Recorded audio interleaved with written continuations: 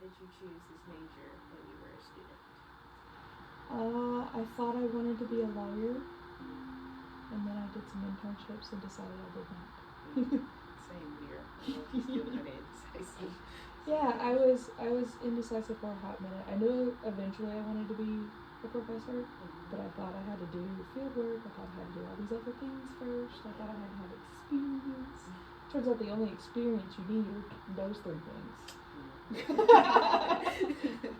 Okay, for my second question is, what do you enjoy most about studying this field? That we can make actionable changes to the best of our abilities, and that the criminal justice system permeates so much of our society the way it's made up. Like, inherently, we set up laws, and then because we have laws, we set up what happens if you break that law, kind of thing, to keep society status quo, prevent from chaos, or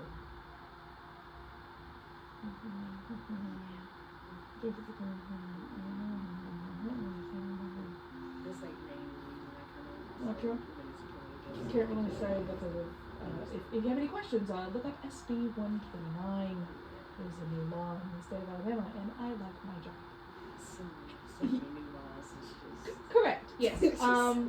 So the cool thing is that our system has survived a lot of wrongdoings. Has done a lot of wrongdoings. Don't get me wrong. It's predicated and built upon wrongdoings. Moral, really wrongdoings. However, I have seen so many people work so hard to make those changes that I believe that where I am teaching the next generations the truth will help make changes in the long run. And then the research that I do a lot of work with police departments and police agencies, and I'm getting them to pay attention to their mental health to where they don't take it out on other people. Yeah, I feel like that's like a very important part because that's a very important part. I feel like it's just some people do need to be evaluated before they become like officers or And even like simple jobs like these. They just need to be evaluated. And the horrible thing is, they are. Yeah, it's the type of evaluations, and their look at the bottom dollar of, we don't have enough officers, so let's make things more lenient. No, you don't have enough officers because they keep getting fired because they're not fit for the job. Exactly. Like, I feel like they just don't look at the big picture. They always they want to police people so bad they hire the wrong people, and at the end of the day, that's going to make society worse. You're making people scared of law. Correct. People aren't going to go to them when they're in trouble if they're just going to ignore them or possibly make it worse. Policing is a retroactive job. You cannot predict when crime is going to occur. You cannot predict when someone is going to need your help. Therefore, if people don't trust you to go to you, then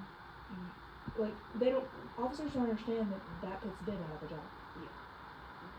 And it's like the whole conversation for defund the police started because they weren't allowing people to, I'm trying to say it in a way that won't get me in trouble.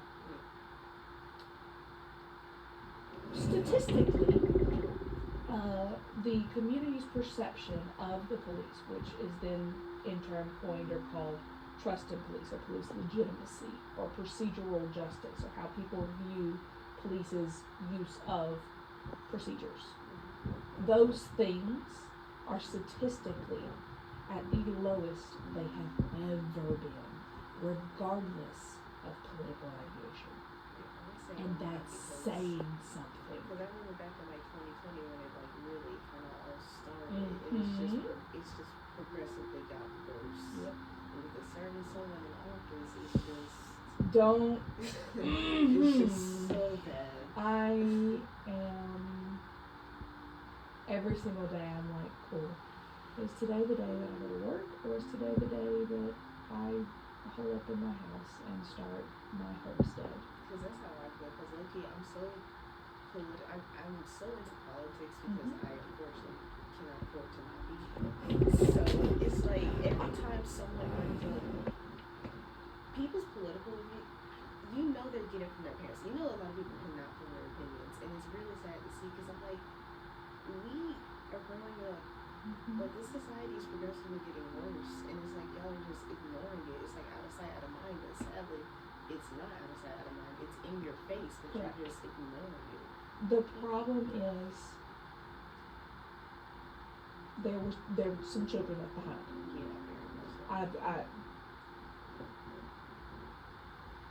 Mr. and Mrs. Bush, you didn't do what you said you were supposed to be doing. There's a lot of people left behind.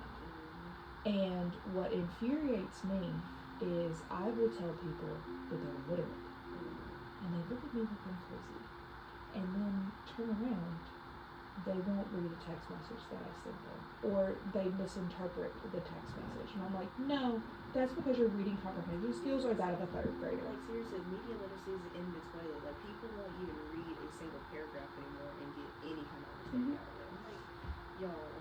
And dear Jesus, I love my family, love them to death, adore them with my whole heart. I would be my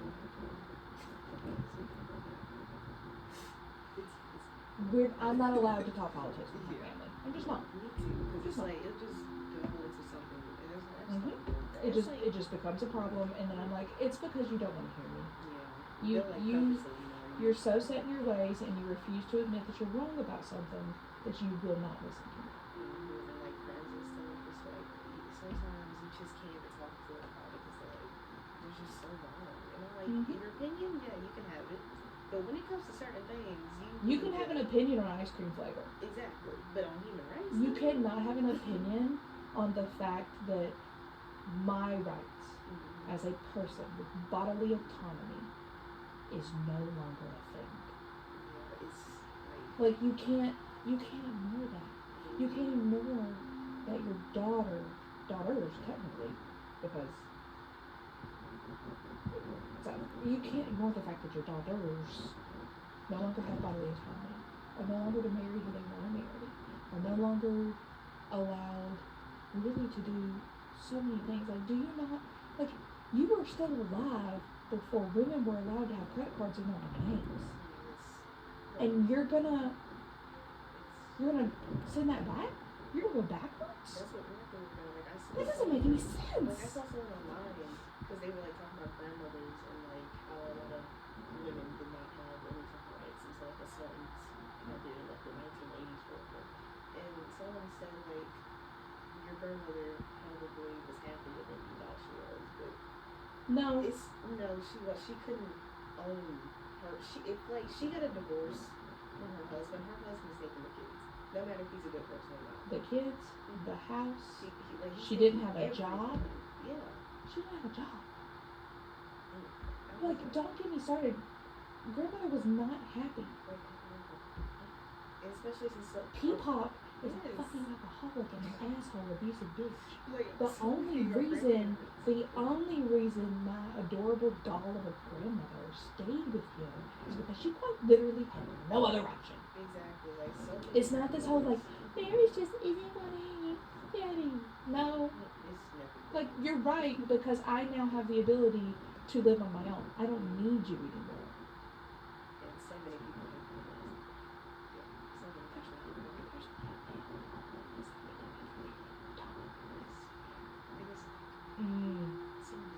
But for my third question.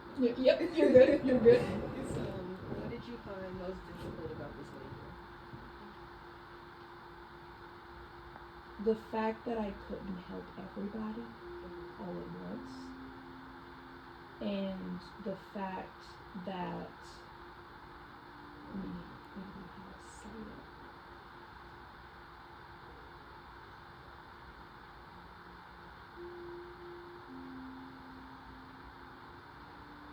before I went to college, I had this grand idea of what the criminal justice system was, and it essentially,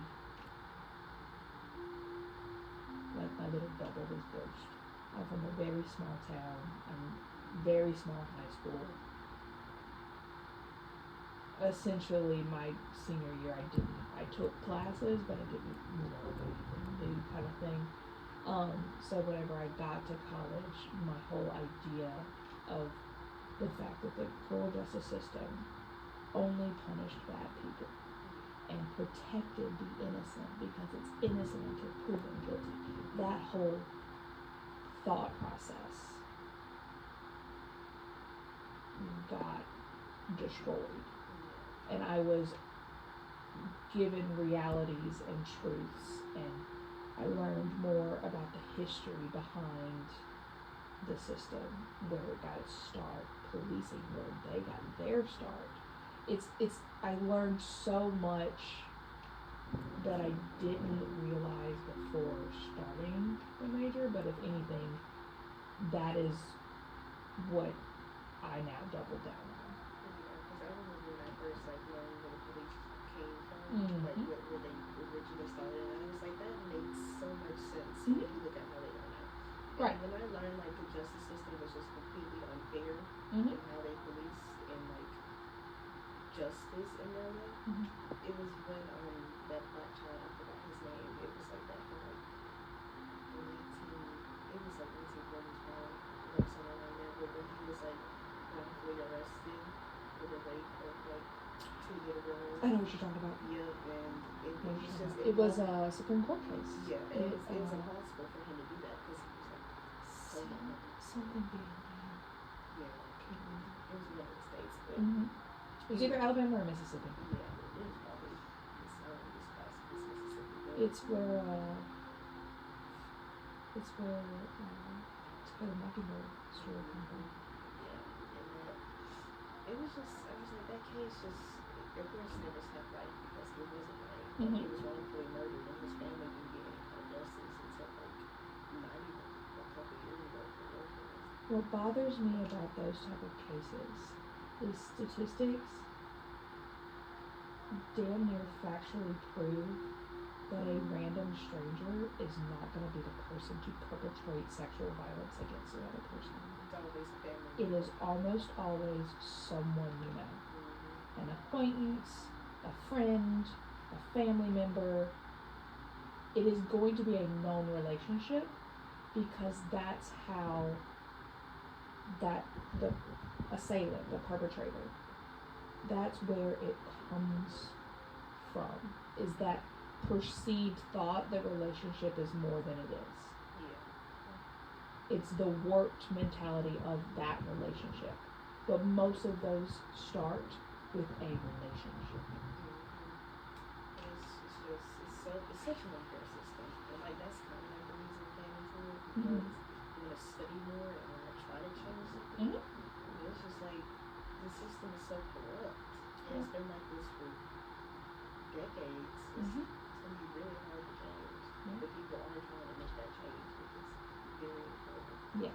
Especially for the people that's wrongfully imprisoned. Even right now. That's how I feel about the death penalty. When they bring it up, that's a whole conversation within itself, because it's so many people in prison unfairly.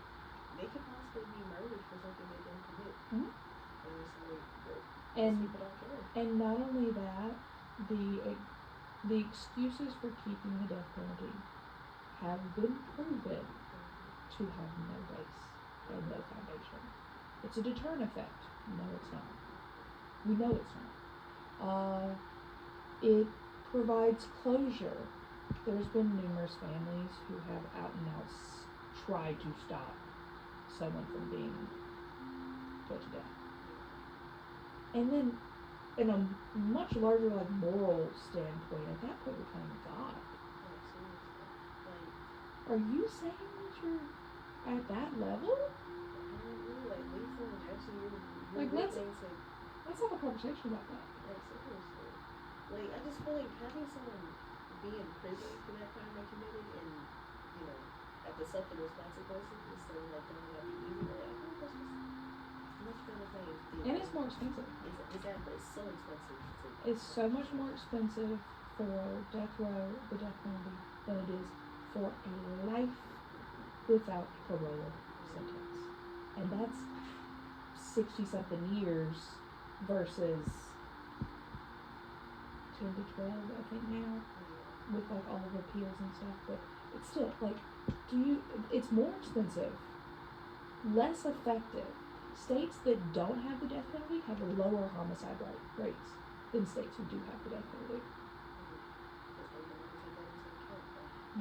More and more states are having that conversation though. We're up to 27 states having it abolished.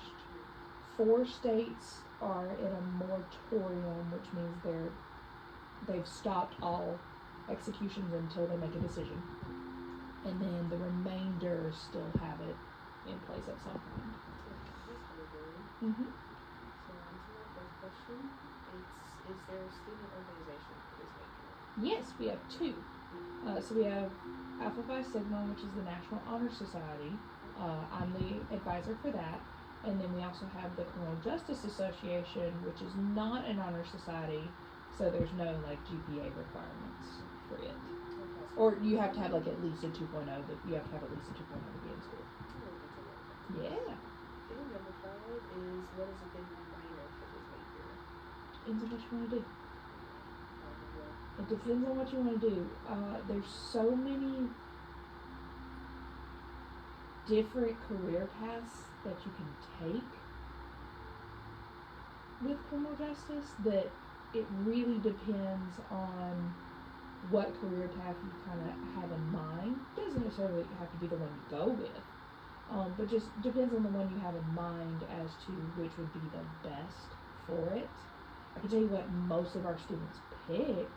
Most of our students are either political science minors, just because it stays in-house and it's government's justice system. They work very closely with each other. And then political science, you're learning more about like power, authority, relationships that affect power and authority, that type of stuff. And then, so political science, we have a lot of psychology minors. And then, those are the 2 main ones that I can think of. And then we have a bunch that are just random. Number 6 is what sort of volunteer internship opportunities are there? So many. We have an internship coordinator who specializes in getting partnerships. If we don't have an internship partnership already established with that agency, we try. We have federal, state, and local positions of all kinds. And my 7th and last is what is the most interesting thing about your research areas? The translational work that I do. So I research police organizations. I study police culture and police policies. Through that, I have looked at body-worn camera policies, use of force policies, culture and job satisfaction, so what makes an officer more or less likely to stay, and then police officer mental health and wellness. The cool thing is almost every single academic paper that I've written, I have also produced some kind of translational work that has been given to the agencies that I work with. So for instance, we are working with Mobile Police Department right now to look at and re-examine their physical fitness standards. And then we have plans to survey and interview the officers about their mental health and then what things they would like to see change and that kind of stuff.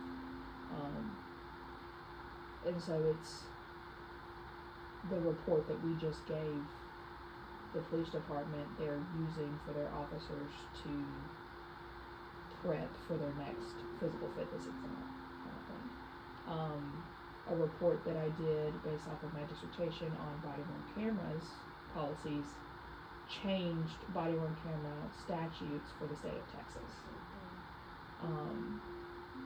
they now have modules on how to make better body-worn camera policies that have them in compliance with state mandates that they're required to have, kind of thing.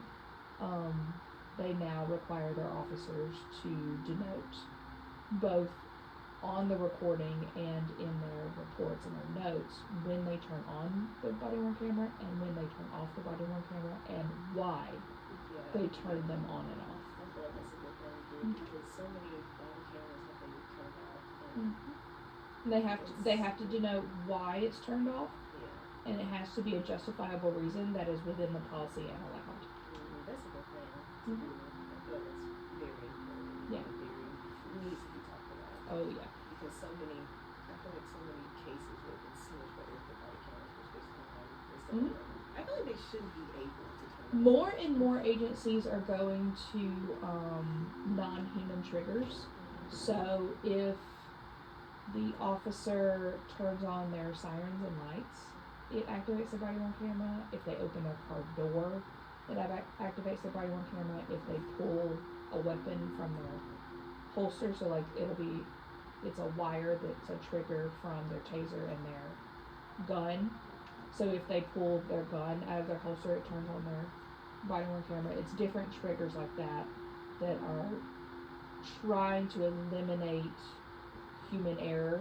Because sometimes genuinely it's an emergent situation and I don't think to turn on my body-worn camera because I've kind of forgotten that I have it. Or it's malicious where it's like I'm intentionally turning off my camera because I don't want to be recorded of what I'm about to do. And you have both situations where it is human errors in between. And our technology advances in terms of cloud storage, physical storage,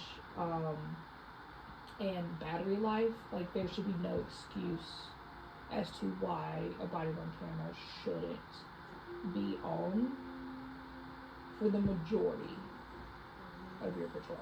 Like in your car, I guess that's fine. I mean, you're in your car, whatever. I'm like out.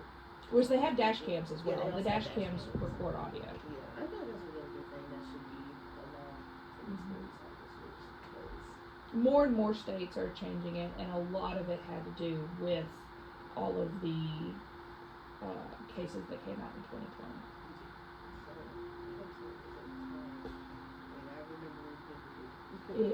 Jesus, it. It's so much. Like even now in 2025, like I don't the whole Palestine and Israel thing. I got so many friends over that because I mean y'all should there's an obvious side that we should all be on. Dude, it's really not that simple. Are you openly saying that you had no issue with Nazis? Exactly. Like I've seen so many people say because they're Nazis. Like what? You just okay with this? Because let's do some number comparisons here. And it's very clear one side is looking like one and one side is looking like the other. Exactly. And you're going to be really hard pressed to convince me otherwise. Like so many dog whistles are coming out. Like so many. And I'm like, we're going to do nothing. Like no one's scared anymore. And we're going to sit here and do nothing. How numb do we have to be as a people? I won't even say society because our society's a thing. But like how numb do you have to be as a people, as a person, to not be